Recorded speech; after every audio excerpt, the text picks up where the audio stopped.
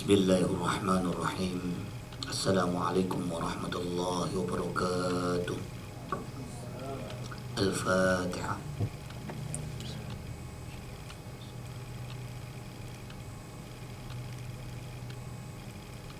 Iyyaka na'budu wa iyyaka nasta'in ihdinas siratal mustaqim siratal ladzina an'amta 'alaihim ghairil maghdubi. Alhamdulillah alladzi arsala rasulahu bil huda wa dinil haqq liyudhhirahu 'ala ad-dini kullih wa kafa bihi shahida. Asyhadu an la ilaha illallah wahdahu la syarika lah wa asyhadu anna sayyidana wa nabiyyana Muhammadan 'abduhu wa rasuluh. Ballagha ar-risalah wa adalla al-amanah wa nasara al-ummah wa jahada fi sabili haqq jihadi. Qala Allah Ta'ala wal 'asri innal insana lafi khusrin illa alladhina amanu wa 'amilus solihati wa tawasaw bil haqq wa tawasaw bis sabri. Shadaqallahul 'azim wa shadaqa rasulil karim wa 'ala dzalika masyahidin. Amma ba'd. Tuan-tuan, puan-puan, muslimin, muslimat, kaki tangan masih niaga yang dirahmati Allah. Alhamdulillah, pada petang ini kita dapat dipertemukan di atas taufik dan hidayah Allah Subhanahu wa taala untuk kita melapangkan masa sibuk kita dengan menambahkan sedikit ilmu dan kefahaman agama yang kita yakini akan kebenaran di dalam kehidupan kita, yang mudah-mudahan dapat membawakan yang terbaik bagi diri kita, keluarga kita, masyarakat dan agama yang kita cintai. Salawat dan salamnya tidak lupa kita sampaikan pada junjungan penghulu alam baginda Rasul Muhammad sallallahu alaihi wasallam yang telah menunjukkan jalan kebenaran kepada kita, minal zulumati ilan nur. Tuan-tuan dan puan-puan, kehadiran anda pada majlis kuliah petang ini adalah kali yang pertama. Mungkin tuan-tuan dan puan-puan tak kenal, jadi eloklah ta'aruf terlebih dahulu. Jadi anda memperkenalkan, nama Syihabuddin bin Muhaimin. Anda berasal dari Bandung, Jawa Barat, Indonesia.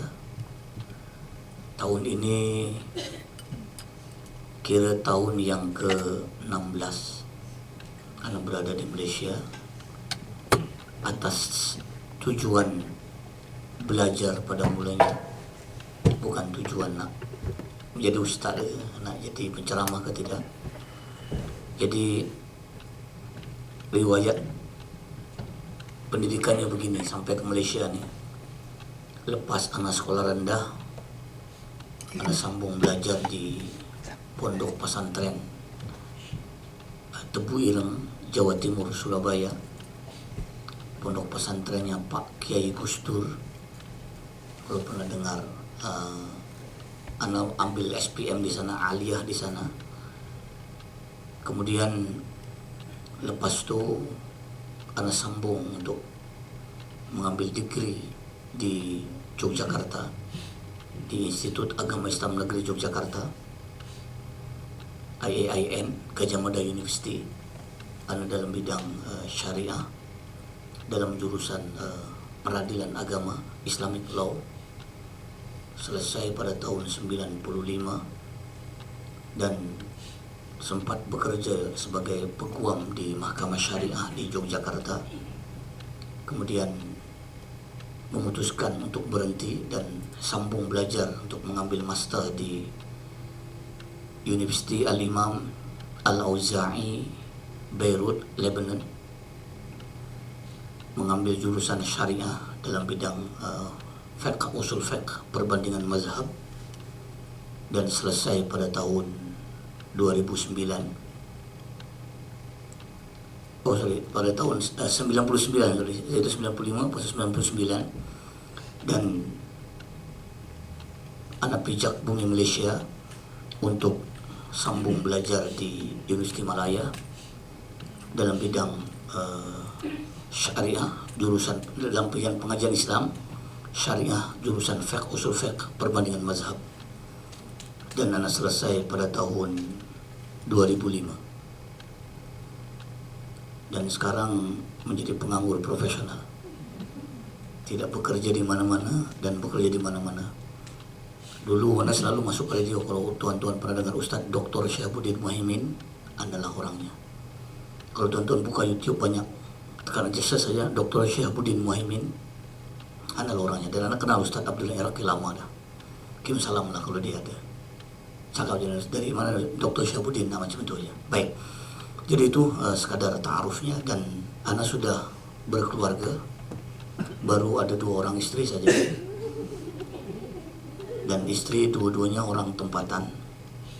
Satu sebagai pesyarah UiTM, Electrical Engineering, dalam jurusan Communication, bagian satelit. Dan yang kedua sebagai suri rumah tangga. Jadi itu sekadar ta'aruf yang Anda sampaikan, mungkin itulah ya. Jadi sampai sekarang tinggallah sampai ke hari ini. Itu ceritanya. Baik. Jadi tuan-tuan dan puan-puan, Anda diminta untuk membicarakan tentang proses apa yang berlaku. Kita bukan berbicara nak mengamati tentang apa yang berlaku, tetapi perbincangan kita pada pertemuan petang ini musibah dalam pandangan Islam dan hikmahnya dalam kehidupan. Tuan-tuan dan puan-puan muslimin dan muslimat, jamaah yang dirahmati Allah. Berbicara tentang musibah, maknanya kita akan berbicara tentang peristiwa yang negatif, peristiwa yang tidak menyenangkan, peristiwa yang kita tak suka, yang terpaksa kita kena terima. Itu namanya musibah. Dalam bahasa Arabnya, musibah ini menurut arti bahasa ada 3. Ada 3 makna musibah dalam pandangan Islam. Yang pertama, musibah ini adalah peristiwa. Yang kedua, musibah ini adalah kejadian. Dan yang ketiga, musibah ini adalah sesuatu yang menimpa. Itu makna musibah. Sekarang, apa itu takrif musibah? Tuan-puan muslimin dan muslimat, dalam pandangan Islam, musibah itu dinamakan musibah karena musibah itu bahasa Arab. Definisi lengkap musibah ini adalah peristiwa yang terjadi, yang menimpa pada seseorang atau sekelompok orang. Musibah adalah peristiwa yang terjadi yang menimpa diri seseorang atau sekelompok orang yang bersifat negatif. Kena tapi tak rasa negatif, bukan musibah namanya.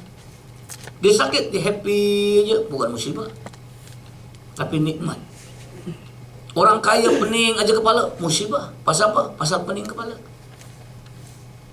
Peristiwa yang terjadi pada diri seseorang atau sekelompok orang yang bersifat negatif pada badannya, pada akalnya, dan pada hatinya.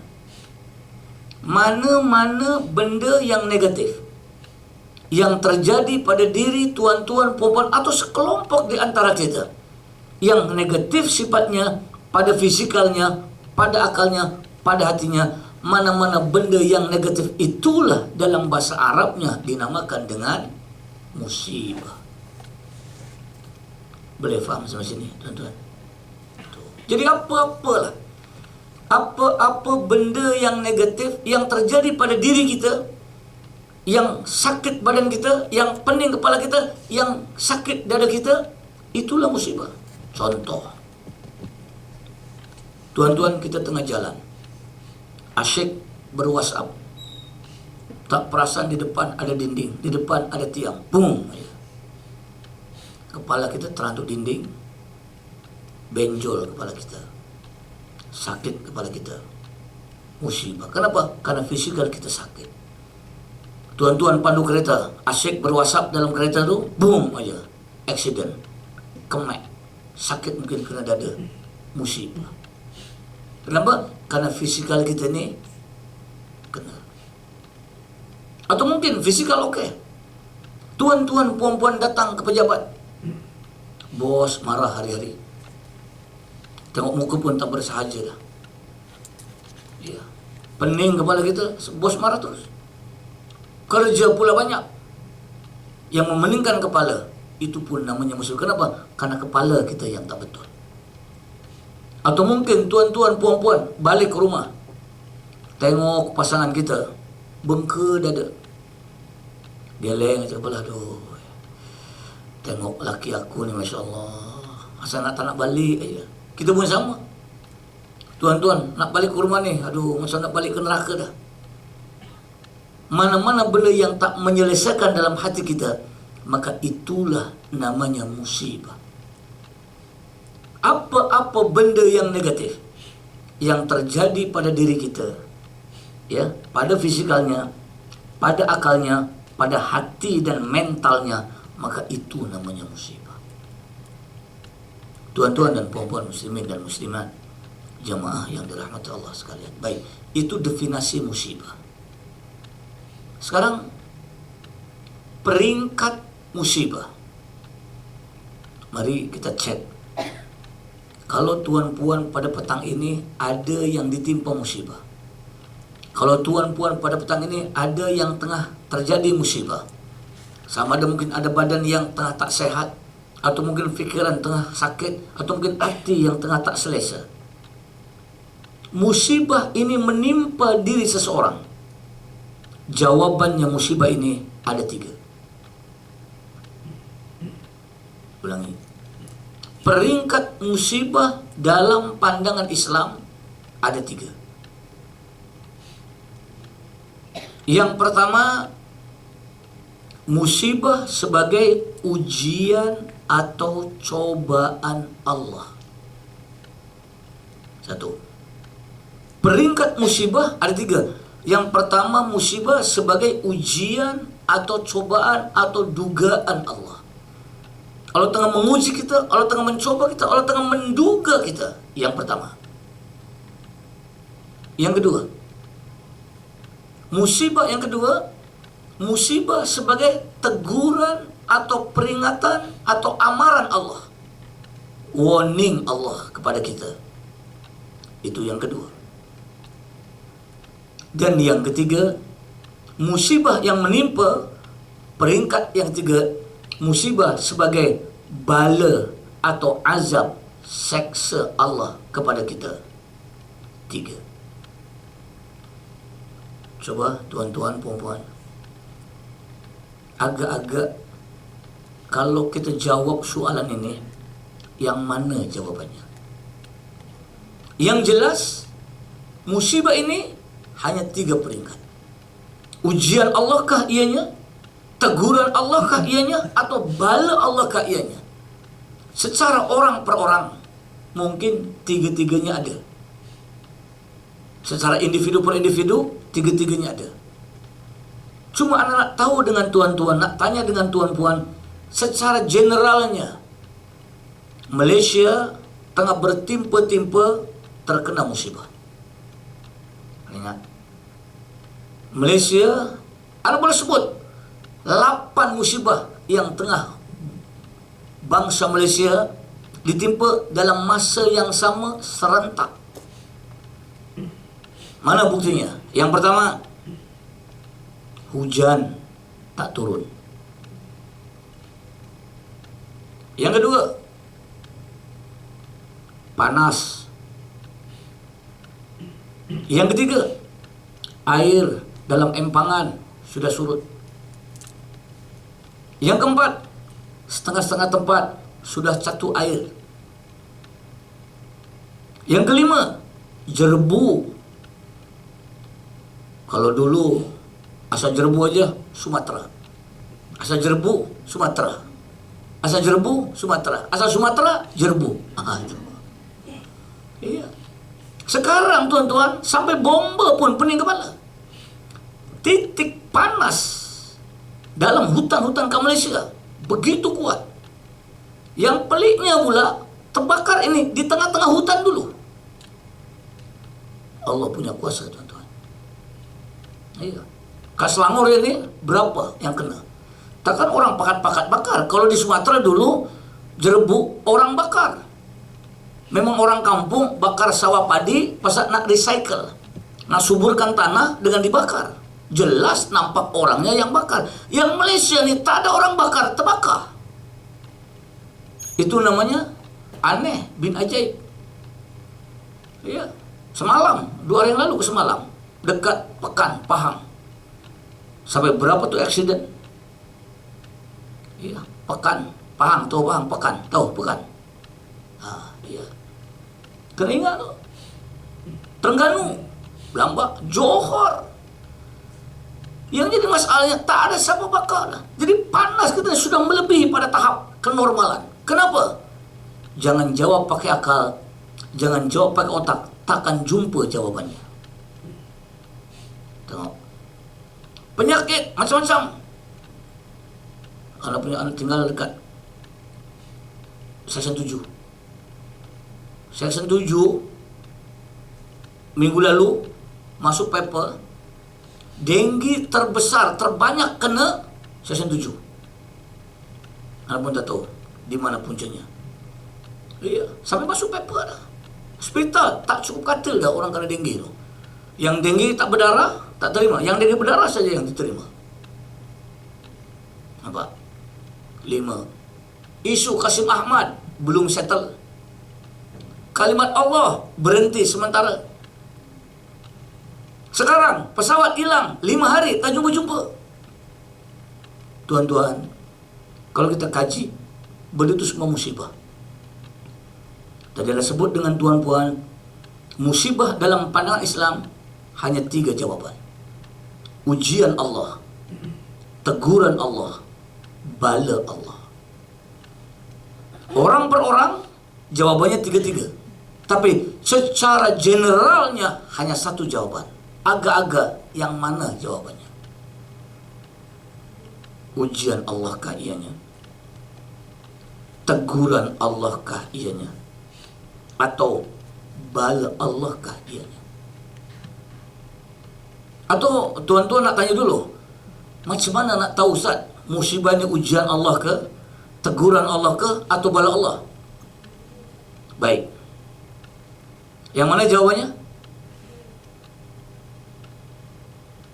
Ada orang ke ni? Ada pun tak ada orang.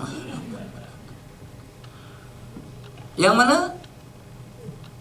1, 2, 3. Yang ke?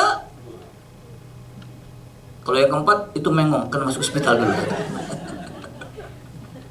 Yang mana? Yang ketiga. Maaf tuan-tuan, maaf tuan-puan, maaf. Anda sebut yang ketiga sebab Allah bagi tahu kita.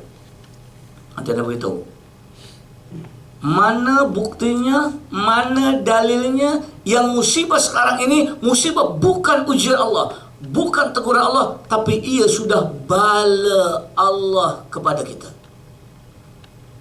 Allah Subhanahu wa taala berfirman di dalam ayat Al-Qur'an, Zuharul fasadu fil barri wal bahri bima kasabat aydin nas liyudhiqahum ba'dal ladzi 'amilu la'allahum yarji'un. Zuharul fasadu fil barri wal bahri. Rosaknya daratan dan lautan adalah akibat ulah tangan-tangan manusia. Liyudhiqahum, untuk menimpakan bala terhadap sebagian dari apa yang mereka kerjakan, la'allahum yarjun, agar mereka insaf dan sedar di atas perbuatan yang dilakukan. 1. Yang kedua,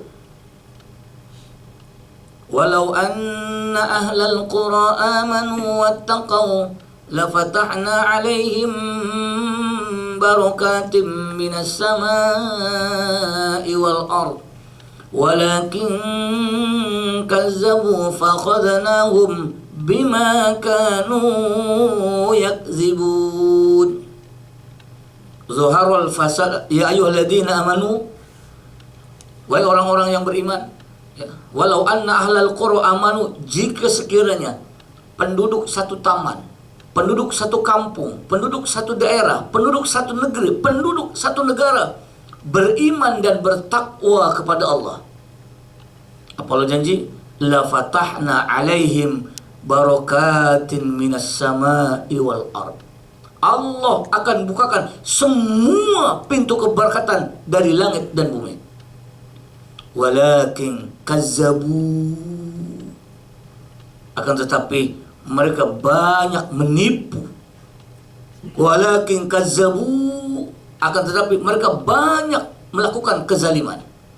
Fakhadnahum, maka aku akan timpakan bala kepada mereka bima kanu yaksubun, karena perangai yang mereka lakukan. Tuh dalilnya. Terus tak heran tuan, apa yang berlaku? Balanya Allah. Ya, walaupun bala Allah, harap-harap kita sedar. Bukan pada kita, secara generally. Secara generalnya musibah itu bala. Secara orang per orang, mungkin bagi tuan-tuan nomor 1, mungkin setengah yang lain nomor 2, bukanlah kita yang ketiga. Tetapi secara keumuman, bala yang menimpa bangsa kita, dalam nas ayat Al-Quran yang disebutkan tadi, ia sudah bala Allah kepada kita. Itu pasal kita perlu taubat nasional. Perlu taubat nasional. Ini yang taubat orang surau aja. Yang di sini lah kena taubat dulu. Yang di situ surau bukanlah kata tak perlu. Iya. Coba kita mengaku kesilapan selanjutnya. Betul kan kata pilot yang 2 hari lalu tuh bagi komen. Betul, memang itulah jawaban dia. Kecanggihan ilmu dan teknologi. Ya. Kemajuan ilmu teknologi, nak cari benda ni, kalau betul-betul lah benda tu, tak adalah benda-benda yang lain kita tak tahu lah. 5 hari tak boleh jumpa. Mana apa? Ada yang maha. Yang maha itu yang kadang-kadang kita tak terfikir. Yang jadi masalahnya sekarang, tuan-tuan dan puan-puan muslimin dan muslimat, masalahnya kita sekarang ni, apabila menjawab musibah berlaku, jawabannya pakai akal, tak jumpa jawaban. Kena ingat, kalau tuan-tuan puan-puan menjawab musibah hanya pakai akal dan otak, lillahi sampai kiamat takkan jumpa jawaban. Contoh, jika terjadi panas, jawaban akal kata itu hanya angin monsun yang membawa panas lebih. Ketika terjadi tanah runtuh, tanah longsor, jawaban karena ada air bawah tanah. Ketika terjadi gempa bumi, pakar kaji bumi kata ada pergeseran, ada pergerakan kerak bumi. Tuh. Kalau terjadi banjir, jawabannya longkangnya belum dikorek, sungainya belum didalamkan. Itu GKR kata. Seniman pula kata, kenapa banyak terjadi musibah alam? Mungkin Tuhan sudah bosan dengan perangai manusia. Jadi tanyakanlah pada rumput-rumput yang bergoyang. Itu penyanyi Ebit JAD kata. Tetapi orang yang beriman kata,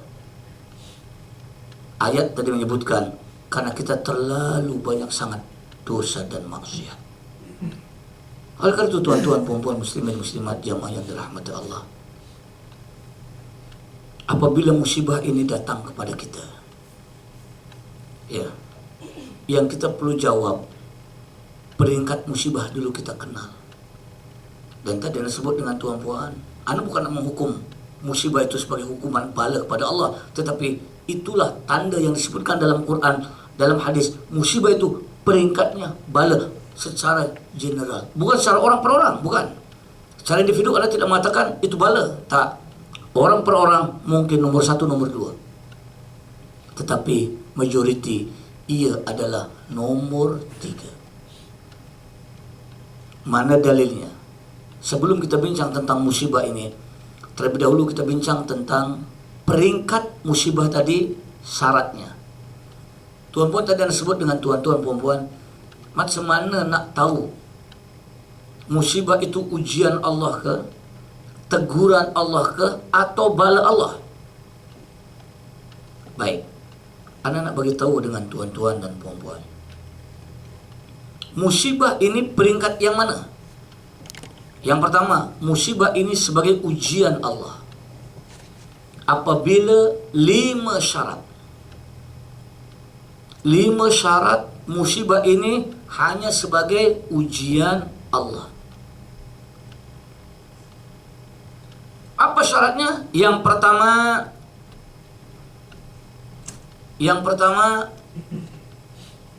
cukup iman, kuat iman, mantap iman, yakin iman. Yang kedua, cantik perangai, elok akhlak, baik budi pekerti. Yang ketiga, rajin ibadah, semangat ibadah. Yang keempat, cukup ilmu pengetahuan agama. Ada ilmu pengetahuan agama. Yang kelima, banyak amal soleh dalam hidup.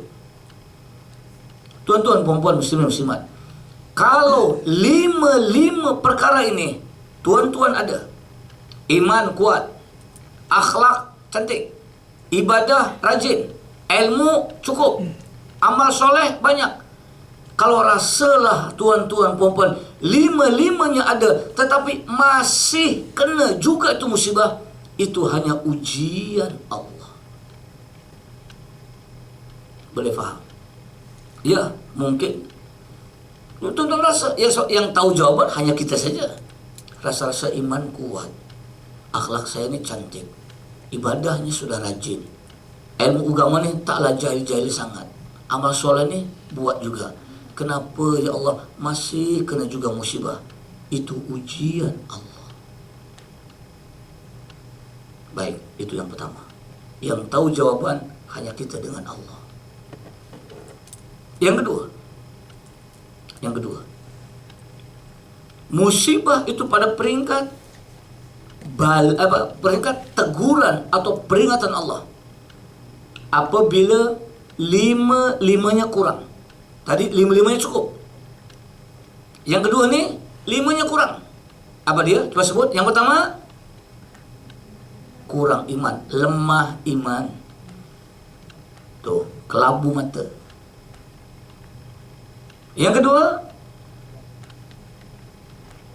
kurang akhlak. Tuh, ya, mengaji rajin, menipu rajin. Hayya 'alas shalah rajin, hayya 'alal bola rajin.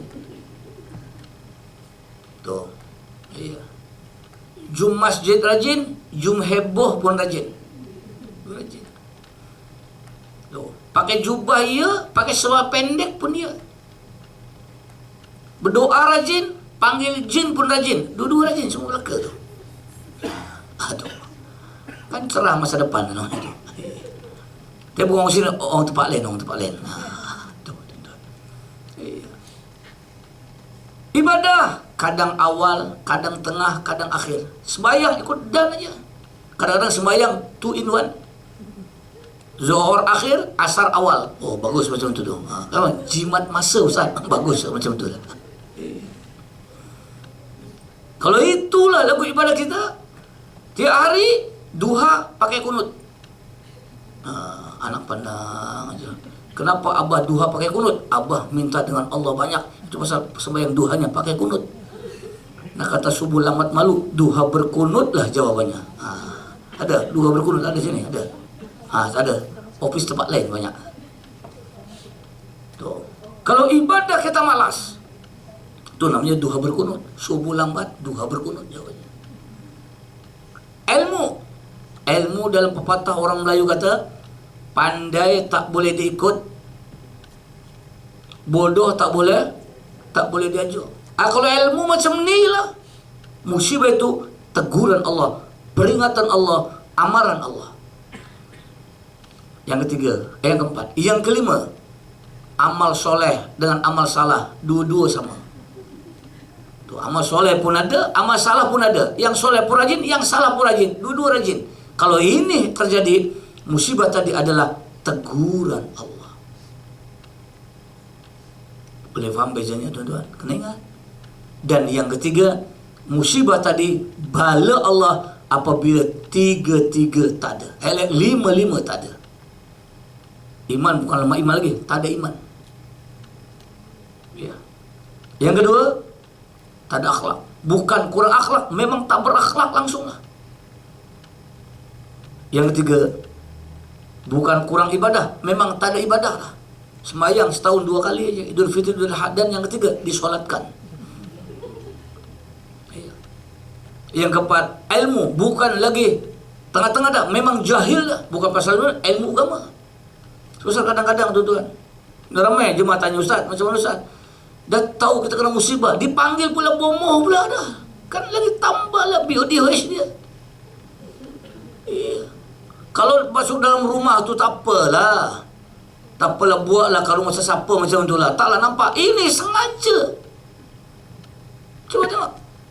Tak apa itu ikhtiar. La ilaha illallah Muhammadur Rasulullah. Di manalah kesadaran orang sini? Dah kena bala, ditambah pula datang bala lagi. Yang inilah yang kita dok bangga-bangga yang ini. Syubhat habis kita ni tuan-tuan. Amin. Karena saya sebut dalam ceramah ini, orang luar Padang, anda tak boleh masuk Padang, nanti dibuang Padang. Betul. Tapi berbicara tentang kebenaran, al-haqqu min rabbika fala takunanna minal mumtarin. Kebenaran hanya mutlak milik Allah. Jangan kamu ragu-ragu dalam menyampaikan kebenaran. Itu saja. Kadang-kadang iyalah. Nak kadang cakap lebih pula kan, apa jadi pula. Tapi kadang-kadang, ya Allah, ya Rabbi, buatlah cara Islami. Iya. Pasal statement menteri daripada Perdana Menteri tidak salah. Itu ikhtiar. Boleh katanya. Masya Allah. Kan katun namanya tu. Iya. Tuh. Kita buat cara Islam, buat sembahyang hajat lah, doa apa benda semua, dipanggil pula. Tuh, dia pula panggil Raja Bomoh. Buat kekek. Tadi semalam pakai bubur, sekarang pakai kelapa pula. Tak tahu besok pakai apa lagi.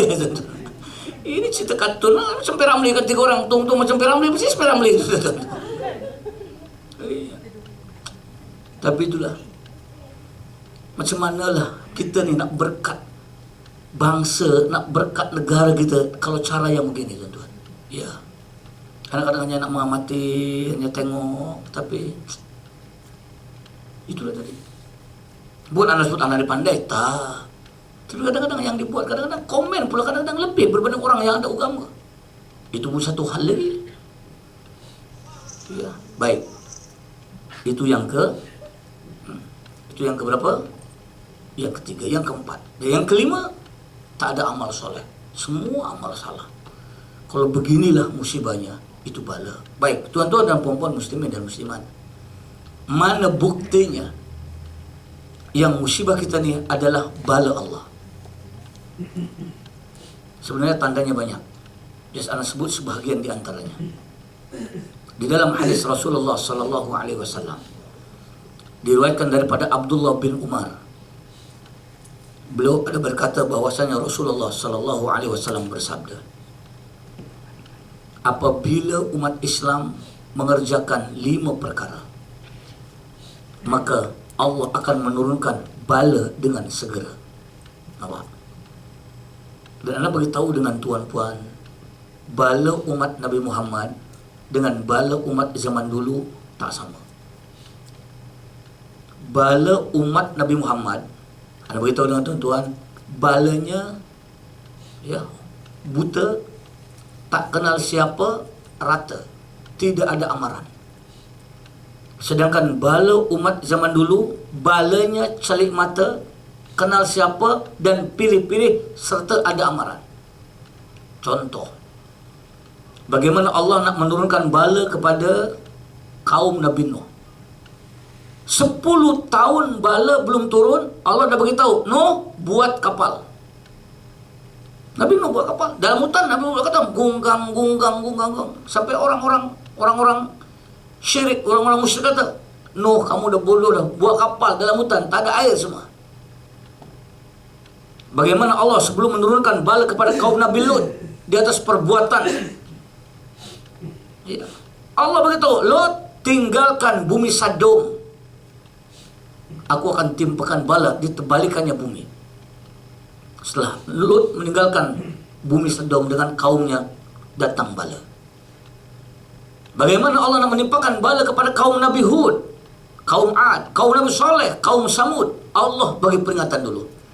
Tapi tuan-puan kena faham, tuan-puan kena ingat, bala umat Nabi Muhammad, balanya buta, ya, balanya buta, tak kenal siapa dan rata. Ingat tu. Maknanya apa?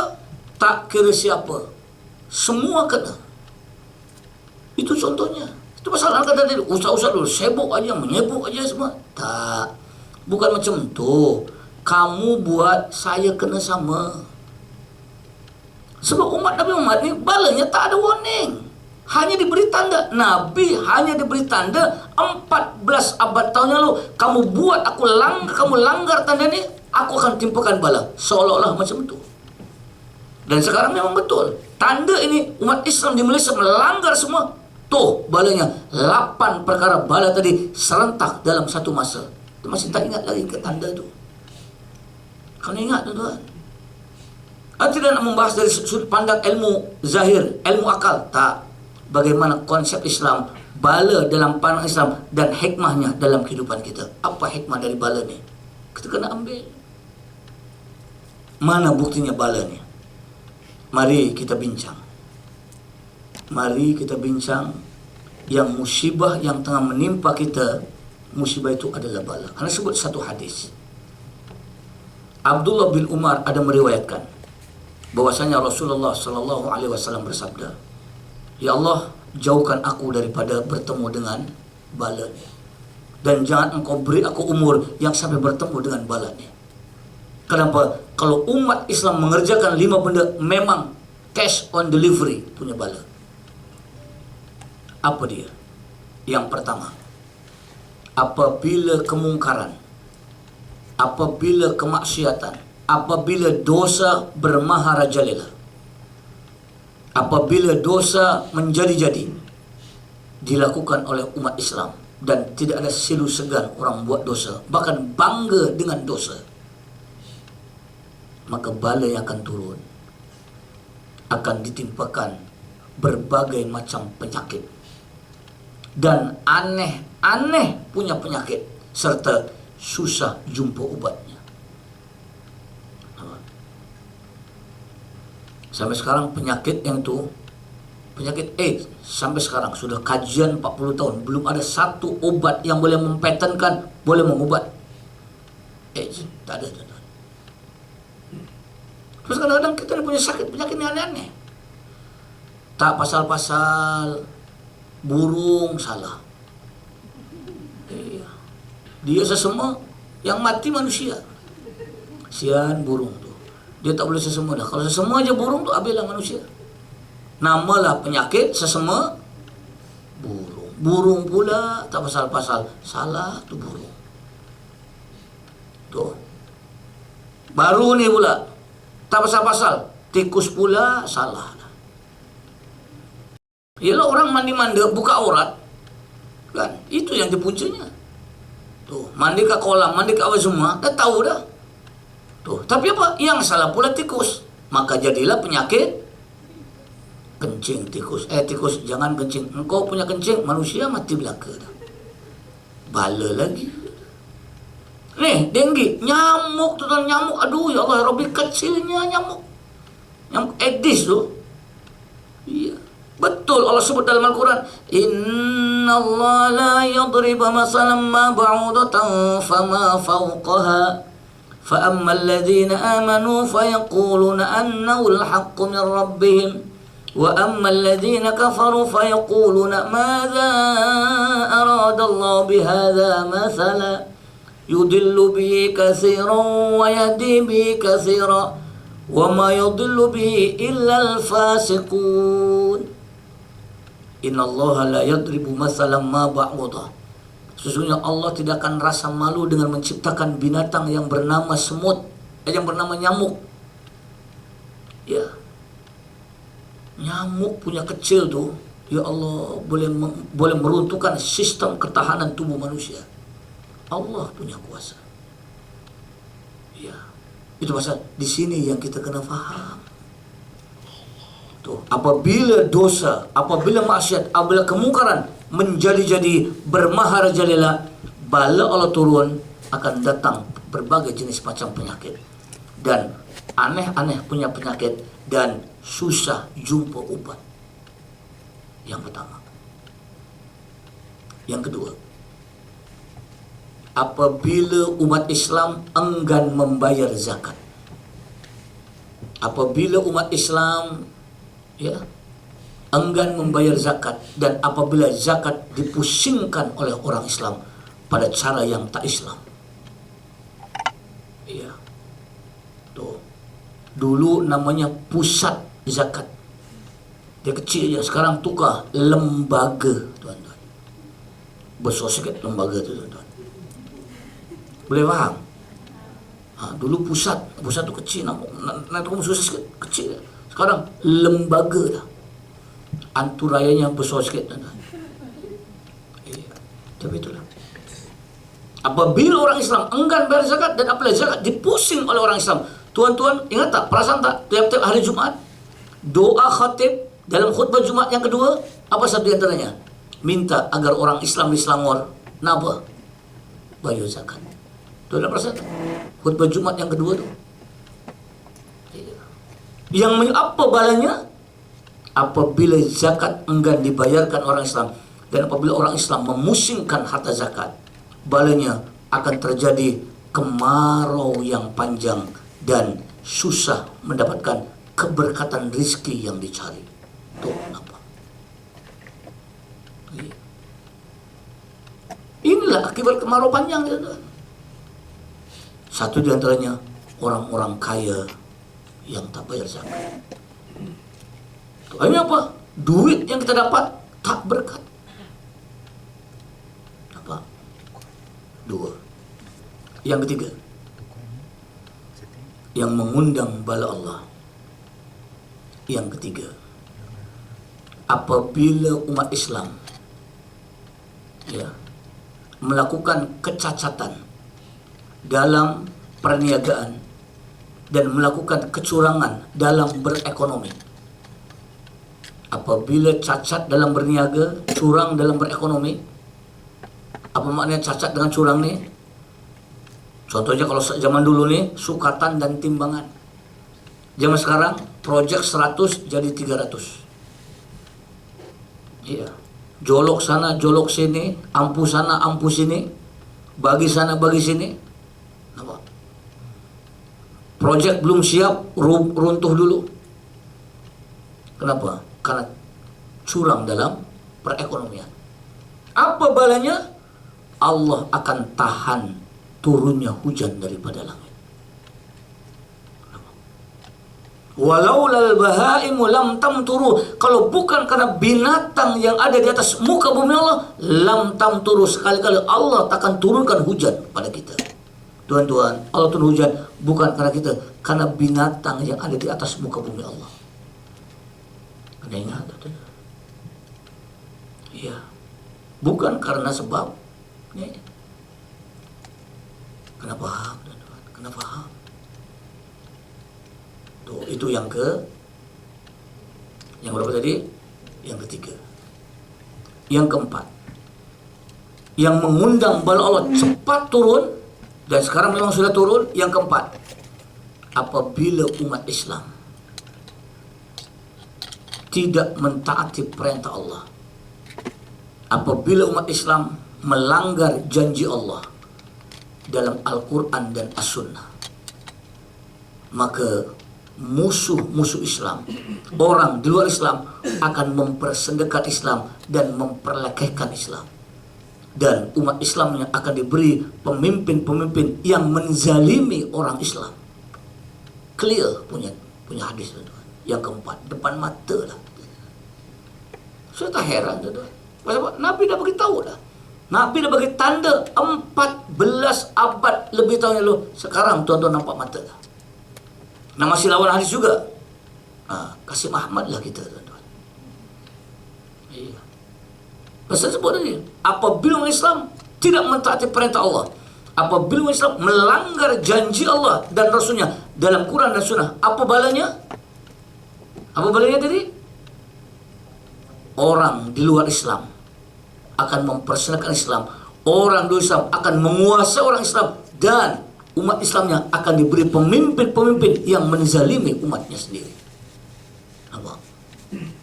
Jelas. Jangan heran kalau mereka mempersembahkan kita. Iya. Tuh. Pasal-pasal kita sendiri yang memulakan dulu. Kenapa? Melanggar apa yang Nabi dah sebutkan. Hadis yang Nabi dah sebut 14 abad tahun yang lalu. Yang keempat. Yang kelima, yang mengundang bala Allah segera datang. Ya, yang mengundang bala Allah datang. Yang kelima, apabila para pemimpin tidak menegakkan hukum hakam Allah. Tadi umat Islam tak melaksanakan perintah Allah. Apabila para pemimpin tidak menegakkan hukum hakam Allah, maka akan terjadi banyak kekeliruan di kalangan umat Islam dan terjadi banyak perbalahan antar sesama umat Islam yang akhirnya banyak pergaduhan dan perperangan dengan sesama umat Islam. Tuh, nampak. Ya.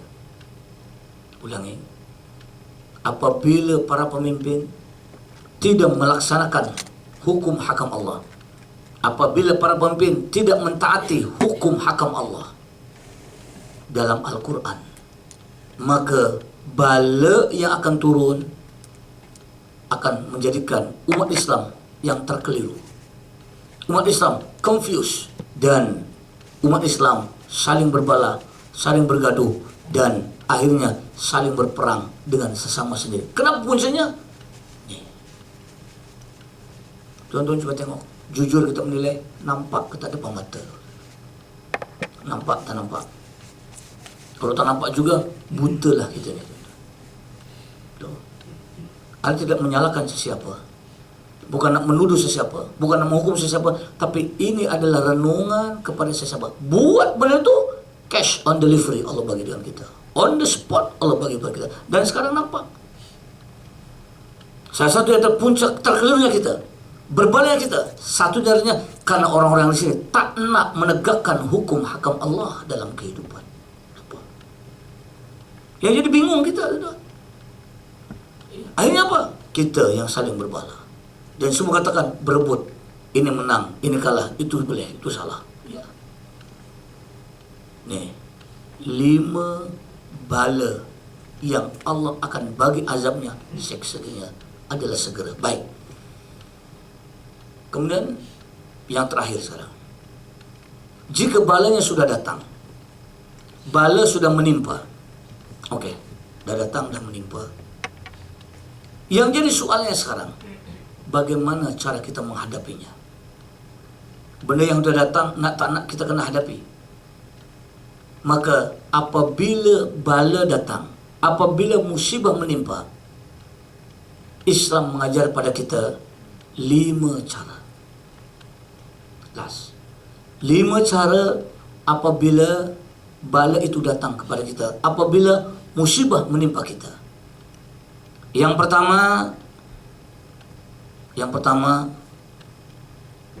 wajib kita menghadapinya. Apabila musibahnya datang, balanya datang, wajib kita hadapi. Yang kedua, apabila musibah datang, maka yang kedua yang perlu kita pahami, ya, yang kedua, kita berdoa. Ya Allah, saya tak buat benda ni, Allah. Mereka yang buat, ya Allah. Tapi Engkau timpakan bala, saya pun kena sama, ya Allah. 2. Apabila bala datang, hadapi bala tadi. Yang kedua, doalah kepada Allah. Yang ketiga, Jika musibah dan balanya sudah datang, yang ketiga, ya, bertawakal, menyerahkan segala urusan, usaha yang kita buat kembalikan kepada Allah.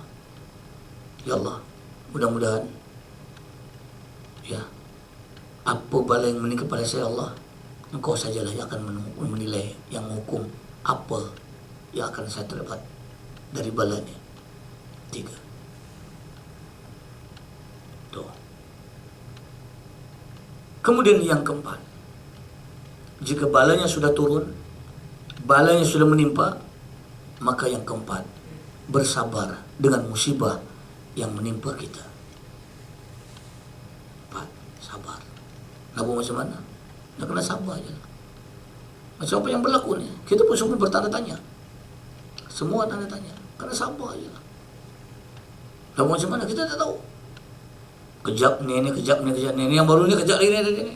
Ada jumpa dah. Dekat Perak pula dah. Hijack pula dah. Dengar je lah.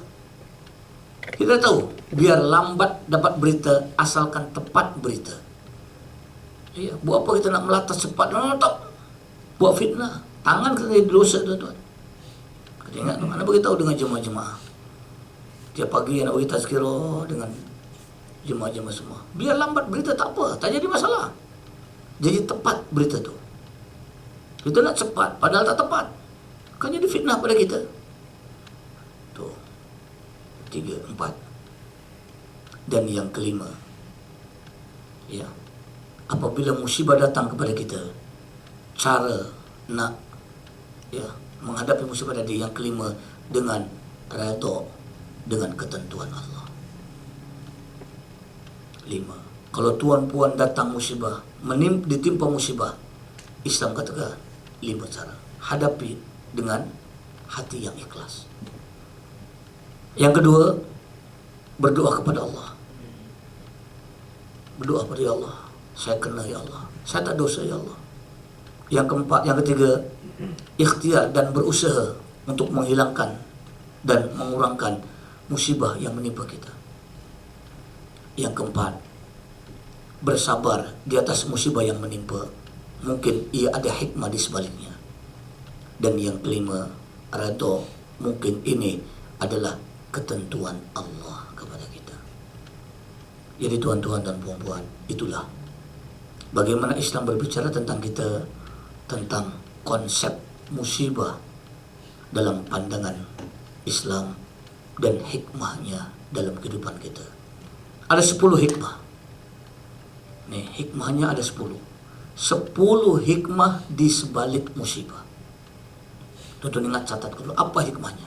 Kenapa Allah timpakan aku begini? Kenapa aku jadi sekarang begini? Kalau tuan-tuan tak nak musibah terjadi negatif, ambil hikmahnya. Kenapa ia jadi begini? Ya. Hikmah musibah ada 10. Tolong diingat, catat kalau perlu. Tuan-tuan balik ke rumah, renung balik. Oh, mungkin ini ikut hikmahnya.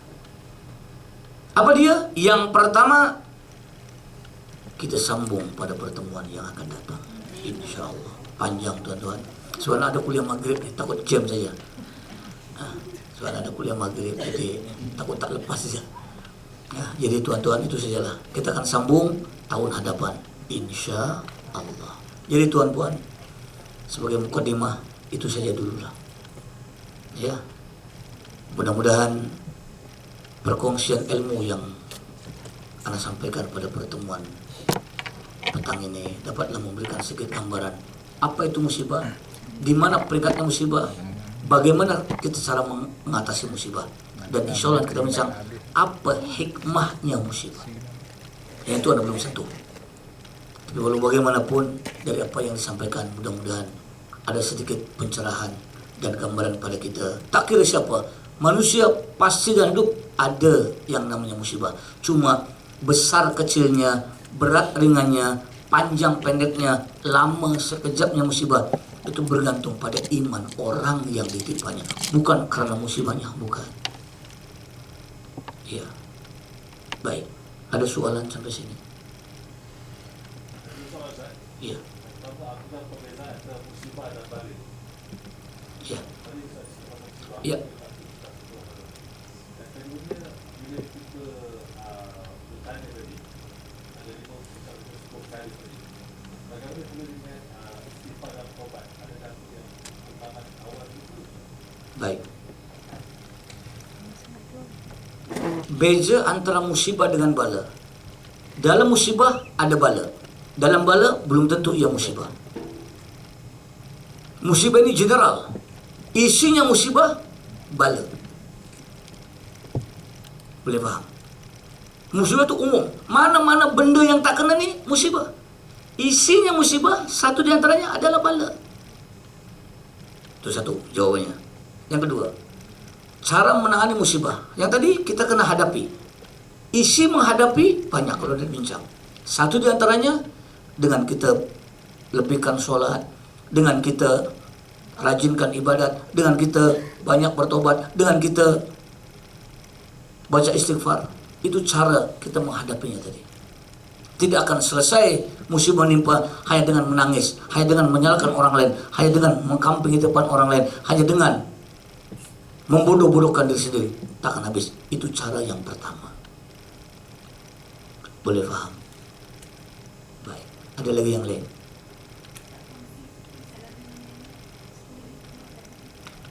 Nak bincang juga? Sedikit aja. Yang pertama, hikmah musibah tadi. Yang pertama, untuk menguatkan iman seseorang. Hikmah musibah tadi, mungkin kita lemah iman. Dengan diberi musibah, iman kita jadi kuat. Yang kedua, hikmah musibah untuk menghapus dosa. Mungkin dulu kita nakal, mungkin dulu kita degil, mungkin dulu kita banyak dosa. Allah timpa musibah, nak padam, kifarah tu musibah. Yang ketiga, tahun depan kita sambung jawabannya. Baik, panjang lagi tuan panjang. Ini perlu penjelasan yang detail. Kalau cakap nombor saja boleh lah. Pasal orang Selangor, orang Salam maksudnya panggilan ini Ustaz Nombor. Tuan-tuan tengok kat YouTube Ustaz Dr. Syahudin, semua ceramah yang anda ada kat YouTube tu semua pakai nombor. Baik, jadi tuan-tuan itu sajalah, dan mohon maaf sebelumnya. Yang baik itu datang daripada Allah, yang tidak baik itu kelemahan sebagai Allah. Dan sebelum anda sudahi majlis pada petang ini, sebenarnya anda malu nak bicara, tapi tak apalah. Sealang-alang dah sampai sini. Sebenarnya macam ni, insyaAllah anak pada ujung bulan ni, akak tahulah, anak pada ujung bulan ni, pada tarikh 24 sampai 27, insyaAllah anak nak bawa rombongan pergi ke Aceh. Alhamdulillah sudah cukup orang, 82 orang. Tapi kalau tuan-puan nak ikut, insyaAllah bulan 6 anak nak bawa rombongan pergi Aceh untuk bulan 6. Yang bulan 6 masih kosong lagi. Ada lagi tempat untuk ini. Yang pergi ke Aceh 24 sampai 27 ni, anak bawa 82, dan satu di antara lawatannya adalah pergi ke rumah anak-anak yatim dan mahat yang ada di sana. Jadi kesempatan yang baik ini, mohon maaflah sebelumnya anak tak memberi khabar dulu. InsyaAllah anak nak pergi sana ni, sambil pergi sana ni ke rumah anak-anak yatim ni, anak-anak lah menyumbangkan sedikit sumbangan yang dibawa untuk ke sana. Dan ketepatan tempat yang anak-anak lawati ni, tempat anak lawat ini dia keluar dalam majalah Anis. Kalau tuan-tuan berlangganan majalah Anis pada bulan Februari bulan lalu, ada disebut di sini. Halaman 68. Kalau tuan-tuan nampak, tak nampak? Itu kena pakai spek mata kuda pecah sikit. Ini di antara tempat anak lawat ini, ini bantuan untuk anak-anak mangsa tsunami Aceh. InsyaAllah anak-anak pergi ke sinilah. Jadi berbesar hatilah. Walaupun anak tidak nak mengkhabarkan terlebih dahulu, semampu yang boleh kita buat. Mudah-mudahan Allah akan menggantikan apa yang kita buat dengan niat yang ikhlas. Jadi tuan-tuan, itu. Dan yang kedua, bagi tuan-tuan yang nak menyertai program lawatan ke Aceh pada trip bulan Jun, sekarang ini anak sudah ada 15 orang. InsyaAllah anak nak bawa dalam satu bas saja, dalam 30-40 orang macam tu. Jadi kalau tuan-tuan ada berhajat, insyaAllah anak buat tarikhnya 10 sampai 13 Jun, 4 hari 3 malam. Ongkosnya all in 1.250, komplit, lengkap. Tiket, makan minum, hotel, kos-kos lawatan dan transport. Jadi kalau ada, tuan-tuan bolehlah mendaftarkan diri dan beritahu dengan puasa ini nanti, dan insyaallah masih ada kosong lagi. Jadi kalau ada sesiapa yang berhajat, insyaallah, dan pamfletnya pun ada. Kalau tuan-tuan nak tengok dia punya acara lawatannya kemana, boleh tengok dulu. Ya, jadi itu sajalah. Dan mohon maaf sekali lagi, yang baik itu datangnya dari Allah, yang tidak baik itu selama kelemahan anda sebagai hamba Allah. Ungdur maqal wala tangdur maqal, lihat kepada apa yang dibicarakan, jangan melihat siapa yang berbicara. I'rif ar-rijala bil haqq wala ta'rifil haqqu bil rijal. Kenalilah seseorang dengan ilmunya, jangan memandang ilmu dengan melihat siapa orangnya. Pepatah Melayu mengatakan, meskipun keluarnya dari dubur ayam, kalau telur sudah digoreng sedap dimakan. Pepatah Melayu kedua mengatakan, meskipun keluarnya dari duburnya lebah, kalau madu silakan diminum, boleh menyehatkan badan.